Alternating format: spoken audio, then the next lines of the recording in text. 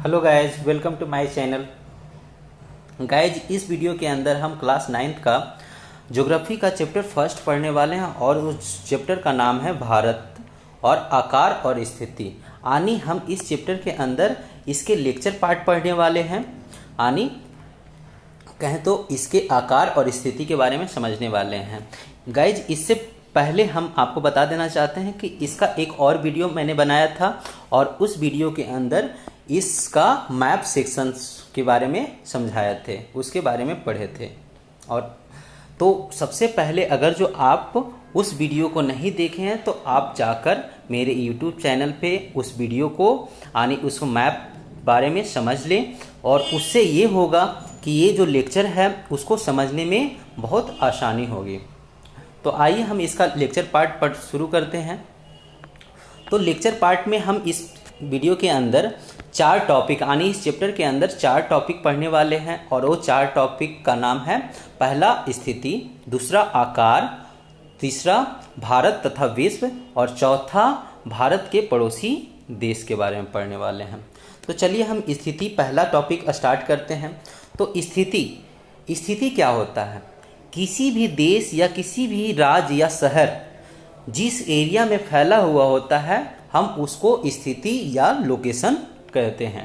ठीक है, तो किसी भी देश या किसी भी राज्य को अगर जो हम मैप पे ढूंढने जाएं तो हम कैसे पता कर सकते हैं, हम एग्जैक्ट उसके बारे में कैसे पता कर सकते हैं? तो उसके लिए हमें उस देश का अक्षांश और उस देश का देशांतर पता होना चाहिए।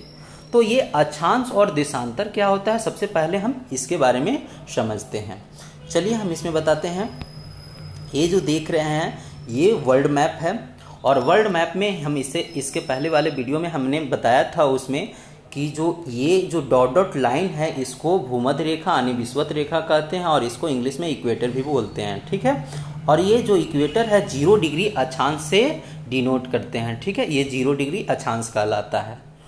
और ये जो भूमध्य रेखा है यानी जो इसके ऊपर ये जो पूरे वर्ल्ड को यानी पूरे विश्व को 2 बराबर हिस्सों में डिवाइड करता है, यानी उसके ऊपर वाले पार्ट को हम उत्तरी गोलार्ध और नीचे वाले पार्ट को दक्षिणी गोलार्ध बोलते हैं। ठीक है, उत्तरी गोलार्ध और दक्षिणी गोलार्ध इसलिए बोलते हैं क्योंकि आप जानते होंगे कि कोई भी मैप का जो ऊपर साइड होता है उसको नॉर्थ बोलते हैं और उसके जस्ट नीचे साउथ होता है और उसके राइट साइड में ईस्ट होता है और उसके लेफ्ट साइड में वेस्ट होता है। तो इसीलिए यहाँ पर भूमध्य रेखा से देख रहे हैं ये ऊपर है तो इसको उत्तरी गोलार्ध, यानी उत्तर साइड में है तो उसको उत्तरी गोलार्ध, और इसके नीचे यानी दक्षिण में है तो दक्षिणी गोलार्ध इसको बोलते हैं। अब हम बात है अक्षांश किसको कहते हैं और देशांतर। तो जो भूमध्य रेखा से पैरेलल यानी भूमध्य रेखा के समानांतर होती जो लाइन मैप पे होती है उसको अक्षांश बोलते हैं, और ऊपर हो या नीचे कहीं भी ये इस तरह से खींचा हुआ है तो इसको अक्षांश बोलते हैं। और जो ऊपर से नीचे यानी उत्तर से दक्षिण में लाइन जो खींचे उसको हम देशांतर रेखा कहते हैं। ठीक है, और ये कितने लाइन खींचे हुए होते हैं और कितने होते हैं ये हम भी समझ लेते हैं। तो यहाँ देख रहे हैं ये विषुवत रेखा पे ये 0 है तो इसके उत्तर साइड में जो लाइन होते हैं वो यहाँ देख रहे हैं घटते जा रहा है, ये बढ़ते जा रहा है यानी 90 तक पहुँच जाता है। ठीक है, तो यानी 90 लाइन यानी 90 लाइन खींची हुए होते हैं इसके उत्तर साइड में, और इसके जस्ट नीचे आए यानी दक्षिण के साइड में आए तो ये भी 90 यहाँ पर भी होते हैं। यानी टोटल कहें तो 180 अक्षांश होते हैं, 180 अक्षांश होते हैं। उसी तरह से देशांतर भी ये मुख्य जो डॉट डॉट लाइन देख रहे हैं इसको हम मुख्य देशांतर रेखा कहते हैं। और इसके यहाँ पर ये देख रहे होंगे 180 डिग्री 0 से लेके 180 डिग्री, इधर भी 0 से लेके 180 डिग्री, यानी इसके ईस्ट साइड यानी इसके पूरब साइड में जो लाइन है इसको हम पूर्वी देशांतर बोलते हैं, और इसके जो लेफ्ट साइड में यानी पश्चिम के जो साइड में है इसको पश्चिमी देशांतर बोलते हैं। और ये टोटल 360 होते हैं, यानी 100 इसके पूर्व साइड में 180 होते हैं और यहाँ पर मुख्य देशांतर के पूर्व साइड में 180 और 180 इधर पश्चिम साइड में होते हैं। तो चलिए अब बात करते हैं भारत की स्थिति के बारे में, पढ़ना है इस चैप्टर के अंदर। तो क्या है, तो किसी भी देश को अभी बताएं कि उसके देशांतर और अक्षांश पता होना चाहिए, तभी हम पता कर सकते हैं। तो भारत के जो मुख्य भूभाग हैं उसका जो फैलाव है 8 डिग्री 4 मिनट उत्तर अक्षांश से लेके 37 डिग्री 6 मिनट उत्तर अक्षांश तक फैला हुआ है। यानी अक्षांशीय विस्तार ये जो देख रहे हैं, यानी यहाँ से लेके ये 8 डिग्री नीचे कहलाता है, 8 डिग्री 4 मिनट, और यहाँ जो ऊपर के साइड में है ये 37 डिग्री 6 मिनट है। उसी तरह से देशांतरीय विस्तार जो है, और यहाँ पर एक चीज़ और, यहाँ पर देख रहे हैं उत्तर से उत्तर, ऐसा नहीं कि उत्तर से दक्षिण, क्योंकि भारत जो है इस बता देते हैं सबसे पहले कि भारत जो है ये उत्तरी गोलार्ध का पार्ट है और ये विषुवत रेखा से उत्तर की साइड पड़ता है। यानी ये जो सारे लाइन है इसको हम उत्तर बोलते हैं, उत्तरी लाइन बोलते हैं, उत्तरी अक्षांश बोलते हैं। उसी तरह से मुख्य जो देशांतर रेखा है उससे भारत जो है पूर्व साइड में है, यानी पूर्व की ओर है। तो ये जो रेखा होते हैं, ये जो डिग्री देख रहे हैं, ये सारे जो लाइन होते हैं इसको हम पूर्वी देशांतर रेखा बोलते हैं। इसीलिए यहाँ पर आप देख रहे होंगे कि उत्तर से उत्तर है। उसी तरह से देशांतरीय विस्तार जो भारत का है वो 68 डिग्री 7 मिनट से लेके 7 मिनट पूर्व से लेके 97 डिग्री 25 मिनट पूर्वी देशांतर तक फैला हुआ है।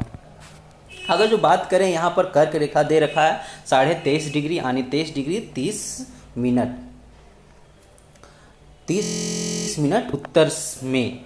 तो यहाँ पर इस मैप में तो नहीं पता चलेगा, हम इसको अगले मैप में यानी इससे बड़ा वाले मैप में हम भारत के बारे में दिखाते हैं कि ये जो देख रहे हैं यहाँ पर जो डॉट डॉट लाइन ये जो है इसको, ये है कर्क रेखा, और ये जो है पूरे भारत को लगभग 2 बराबर हिस्सों में बांट देता है, और जिसको हम ऊपर वाले पार्ट को उत्तर भारत बोलते हैं और दक्षिण वाले पार्ट को दक्षिणी भारत कहते हैं। तो यहाँ पर और एक बात यहाँ पर हमें समझना है स्थिति में कि जो भारत का मुख्य भूभाग है, यानी ये जो मुख्य भूभाग है पूरे भारत का, इसके इधर साइड आप देख रहे हैं ये है अंडमान एंड निकोबार, और ये जो है बंगाल की खाड़ी में है। यहाँ पर आप देखेंगे यहाँ पर लिखा भी हुआ है ये बंगाल की खाड़ी, ये जो है पूरे बंगाल की खाड़ी है। तो यहाँ पर ये जो डॉट डॉट डॉट डॉट जो ये देख रहे हैं ये है अंडमान एंड निकोबार। उसी तरह से भारत का यहाँ पर ये जो देख रहे हैं ये लक्षद्वीप है, यानी भारत यहाँ तक है, ये भारत का मुख्य भूभाग है ऊपर साइड में, और ये लेकिन ये द्वीपीय प्रदेश है, द्वीपीय शहर है, तो ये भी भारत का ही अंग है, तो हम भारत में ही इसे पढ़ते हैं। अब आते हैं आकार। अब तो यहाँ पर स्थिति के बारे में हम समझ लिए, अब इसका आकार के बारे में समझते हैं। तो भारत का जो आकार है यानी इसका क्षेत्रफल जो है, कुल क्षेत्रफल 32.8 लाख, इसको कह सकते हैं 3.28 मिलियन। ठीक है, मिलियन से बढ़िया है, हमें लाख में ही समझे तो अच्छा है। 32.8 लाख वर्ग किलोमीटर में फैला हुआ, यानी भारत का जो विस्तार है वो कितने में है, वो 32.8 लाख किलोमीटर वर्ग किलोमीटर में फैला हुआ है। और ये जो भारत का जो पूरे वर्ल्ड में अगर जो बात करें तो वर्ल्ड का प्रतिशत के हिसाब से पूरे वर्ल्ड में इसका जो भूमि का इलाका है ये 2.4% पड़ता है। ठीक है, और ये जो भारत है विश्व का 7वां सबसे बड़ा देश है। अगर जो बात करें कि 7वां बड़ा देश है तो इससे 6 सबसे बड़ा देश कौन कौन है, तो यहाँ पर आप देख रहे हैं 6 सबसे बड़ा देश। पहला जो है रूस है, दूसरा कनाडा है, तीसरा संयुक्त राज्य अमेरिका, चीन, ब्राज़ील, ऑस्ट्रेलिया, और 7वें नंबर पे हमारा देश भारत आता है। हम और इसके बारे में, भारत के बारे में और समझते हैं कि भारत का जो सीमा रेखा है, यानी जो इसका स्थल सीमा रेखा है उसका विस्तार यानी वो कितना है, ये यहाँ से यहाँ तक ऐसे जो देख रहे हैं, यहाँ से ये जो फैला हुआ है ये 15,200 किलोमीटर तक फैला हुआ है। यानी इसका स्थलीय सीमा भारत का जो है 15,200 किलोमीटर, यानी 15,200 किलोमीटर है। उसी तरह से अगर जो हम समुद्रीय सीमा देखें तो यहाँ से ये सारा यहाँ तक ये जो है ये, और साथ साथ में इसका ये भी पार्ट, ये जो दोनों अंडमान एंड निकोबार का है वो भी अगर जो इंक्लूड कर लेते हैं इसके अंदर तो ये 7500 यानी 7,516.6 किलोमीटर होता है। ठीक है। अगर जो हम बात करते हैं इसके भारत के उत्तर पश्चिम में, यहाँ से लेके यहाँ तक जो है उत्तर पश्चिम, उत्तर और पूर्वोत्तर भारत में, ये यहाँ पर जो देख रहे हैं ये सारा ये हिमालय पर्वत का फैलाव है। और हिमालय पर्वत को हम नवीन मोड़दार पर्वत या नवीन वलित पर्वत के भी नाम से जानते हैं। अगर जो भारत का और स्ट्रक्चर्स का बात करें तो भारत का जो फैलाव है ये देखते हैं नीचे शंकुआकार यानी छोटा संकीर्ण होते चला जाता है। ये जो है एक ट्रायंगल शेप में यानी ऊपर से नीचे घटता चला जाता है। ये देख रहे हैं यहाँ से ये, यानी यहाँ एक 22 डिग्री अक्षांश है, यहाँ ये देख रहे हैं 20 डिग्री, इसके जस्ट ऊपर 22 डिग्री। यहाँ से नीचे जब आते हैं तो ये संकीर्ण होते चला जाता और एक पॉइंट पे जाके मिल जाता। और पॉइंट अब बात करते हैं कि किसी भी देश की जो टाइम है वो कहाँ से ज्ञात किया जाता है, हमें टाइम कहाँ से डिनोट करते हैं, इसके बारे में आप यहाँ देख रहे हैं कि गुजरात से अरुणाचल प्रदेश के स्थानीय समय में 2 घंटे का अंतर होता है। और ये 2 घंटे का अंतर क्यों होता है इस पर भी बात करेंगे। आगे पढ़ते हैं। अतः 82.5 डिग्री, यानी यहाँ पर देखो लिखा हुआ है 82 डिग्री 30 मिनट, यानी इसको हम 82.5 डिग्री भी पढ़ सकते हैं। पूर्वी देशांतर रेखा को भारत की मानक आयोमोत्तर रेखा माना जाता है। यानी ये जो आयोमोत्तर जो रेखा है इसे कौन सी रेखा को मानते हैं, ये भी किसी भी देश का जो यहाँ पर आपको बात दिखाते हैं, ये देख जो रहे हैं, किसी भी रेखा के जो बीचों बीच का देशांतर रेखा होता है उसी को हम अपना टाइम जोन बनाते हैं। तो उसी तरह से भारत भी जो है वो अपना जो टाइम बनाया हुआ है वो यहाँ पर देख सकते हैं। ये जो डॉट लाइन है ये भारत का आयोमोत्तर रेखा है, भारत का आयोमोत्तर देशांतर है, जो कि यहाँ पर देखिए लिखा हुआ है 82 डिग्री 30 मिनट। और ये यहाँ उत्तर प्रदेश के इलाहाबाद, यानी अब तो वो प्रयाग माना जाता है, प्रयाग को से नाम चेंज कर दिया गया है। ये उत्तर प्रदेश के इलाहाबाद में मिर्ज़ापुर नामक स्थान पे से डिनोट होता है। और ये जो है यहाँ पर देख रहे हैं, इधर अरुणाचल प्रदेश, इसका पूर्वी, भारत का सबसे पूर्वी राज्य होता है अरुणाचल प्रदेश, और पश्चिमी राज्य जो है गुजरात होता है। इसीलिए यहाँ से टाइम ज्ञात किया जाता है। और यहाँ से अगर जो इलाहाबाद के मिर्ज़ापुर से बात करें तो यहाँ 1 घंटा की डिस्टेंस होती है, मतलब 1 घंटा का अंतर होता है। उसी तरह से 1 घंटा का अंतर इधर होता है। तो इसी कारण अरुणाचल प्रदेश और गुजरात में जो टाइम का जो अंतर होता है वो 2 घंटे का होता है। यानी हम कह सकते हैं कि अरुणाचल प्रदेश में अगर जो सुबह यानी सूर्य जो उदय हुआ है, अगर जो 6 बजे उदय हुआ है तो गुजरात में वो कितने बजे होगा, वो 8 बजे उदय होगा वहाँ पे, यानी 2 घंटे का अंतर होता है। अगर जो अरुणाचल प्रदेश में 6 बजे सूर्य डूब जाता है तो गुजरात में 8 बजे डूबेगा। ये 2 घंटा का गैपिंग होता है। चलिए अब बात करते हैं हम भारत और उसके विश्व के बारे में। तो यहाँ पर आप देखेंगे कि भारत और विश्व के बारे में यहाँ पर पढ़ना है, तो हम इसका एक एक करके लाइन तो नहीं पढ़ेंगे, लेकिन हम इसके बारे में समझाते हैं।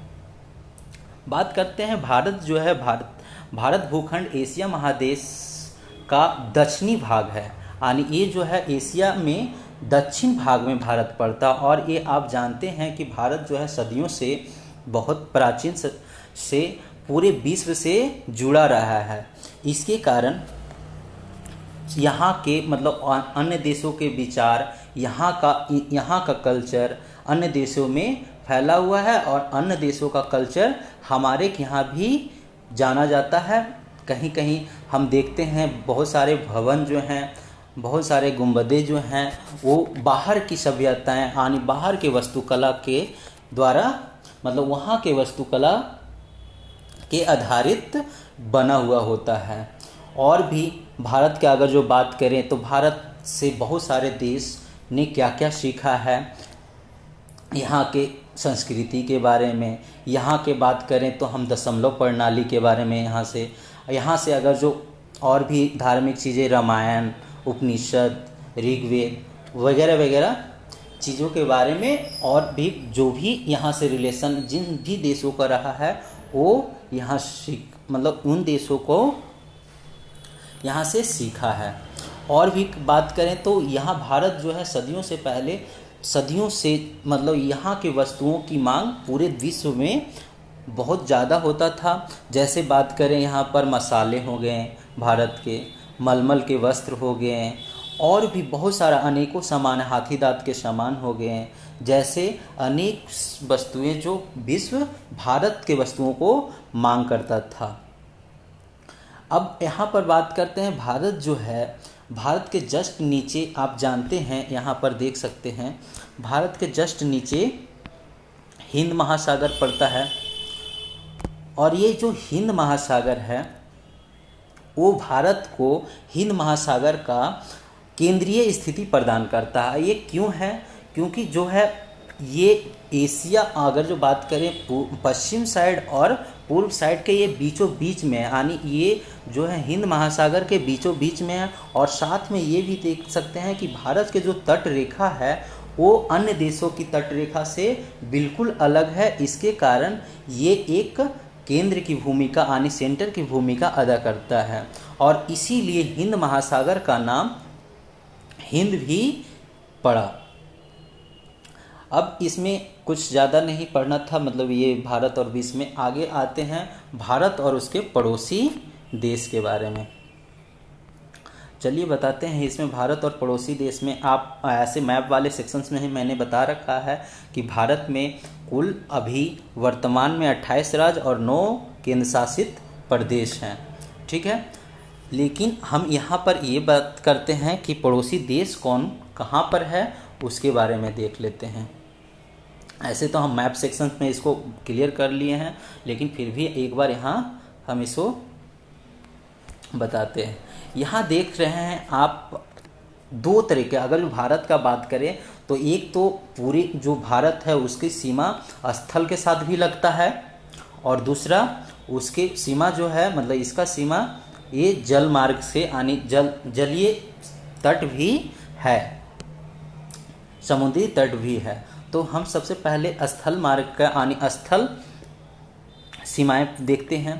तो स्थल सीमा जो है इधर देख रहे हैं उत्तर पश्चिम में, ये देख रहे हैं उत्तर पश्चिम एरिया में 2 देश हैं, यहाँ पर पाकिस्तान और ये अफगानिस्तान।